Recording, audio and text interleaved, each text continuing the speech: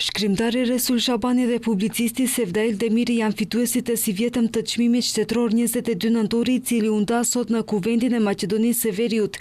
Fituesit pas marrjes së çmimit mbajtën fjalime të shkurtra para të pranishmëve, ku theksuan rëndësinë e kësaj date për historinë e kombit shqiptar. Shkrimtari Resul Shabani tha se veprimtarët shqiptar që kontribuan në unifikimin e alfabetit ngrenë bazamentin e obeliskut të identitetit tonë gjuhësor.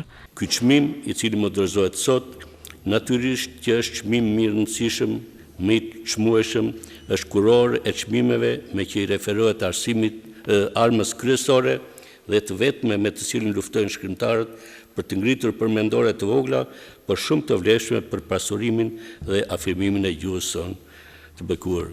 Ndërkohë Demiri tha se 22 nëntori është gurthemeli i identitetit dhe vetdijes sonë kombëtare. Jam jashtëzakonisht i lumtur që si vjet marr këtë çmim kaq të lartë shtetëror, i cili vjen si kurorëzim i një pune të pandalshme gati 3 dekadëshe në sferën publike. Aq më tepër ndihemi nderuar sepse ky çmim përfaqëson një simbol të madh identitar për shqiptarët, jo vetëm në Maqedoninë e Veriut, por edhe në të gjitha trojet tona.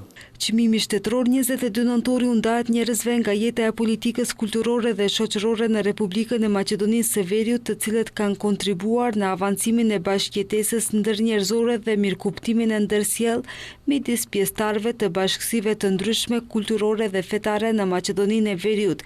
Ky çmim për herë të parë është ndarë në vitin 2019.